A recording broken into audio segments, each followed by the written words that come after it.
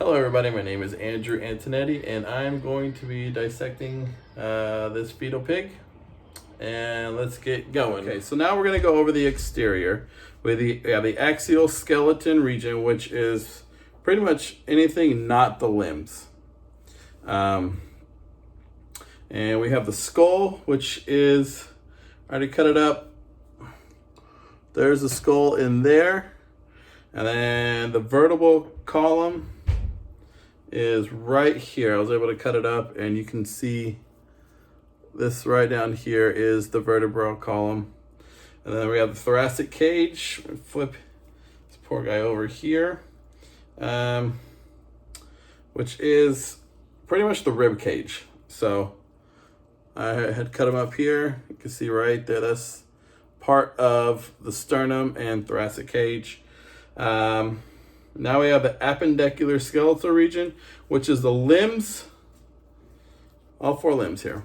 So now we have the humerus, which is this part right here, this bone right here, and the femur, which is the upper leg bone.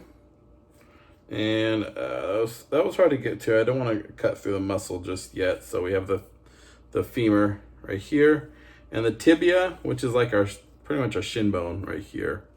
I didn't want to cut through that part. And then the joint capable of flexion, which is, I cut up right here. I actually cut up a little bit of that here. That's the knee here. And so that is the exterior. Okay, so now we're going to go over the muscular system of the pig. And first we have is the pectoralis major, which is, let me get my little pointer here. This muscle here, it's pretty much your chest muscle right there. And then the latissimus dorsi, which I like to call them the pull-up muscles. The lats, that's this muscle right here behind the arm, kind of connecting your arm and your shoulder blade together. And then we have the deltoids, which is like the top of your shoulder. So that's this right here. These are your deltoid muscles. Next, we're going to have the rectus abdominis, which, let me pull this poor guy's arm back here. And I had one hell of a time trying to cut the skin. I don't think I can ever be a surgeon. But here is the rectus abdominis, pretty much your ab muscles that people think of here.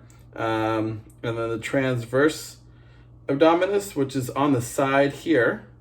So it's like the side of your belly region.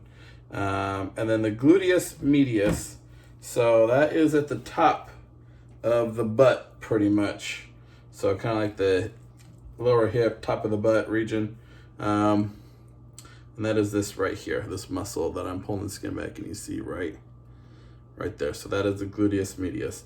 And that is the muscular system of the fetal pig. Okay, so now we're going to go over the nervous system of the fetal pig. And for that, we have two questions that we need to answer on this assignment. First question is, do you notice a covering on the spinal cord? Yes, I did notice a covering on the spinal cord right here, and that is the meninges. Second question is, what is the difference between white and gray matter? Okay, so white matter is the whitish nervous tissue in the brain that is composed of myelinated fibers. And gray matter is the grayish nerve tissue composed of nerve cell bodies and dendrites.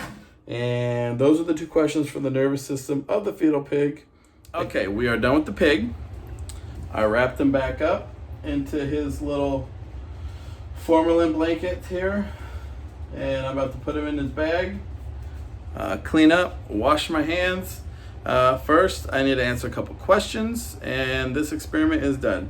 So the questions are about the endocrine system of the fetal pig. So first question, explain how insulin regulates glucose levels in the blood.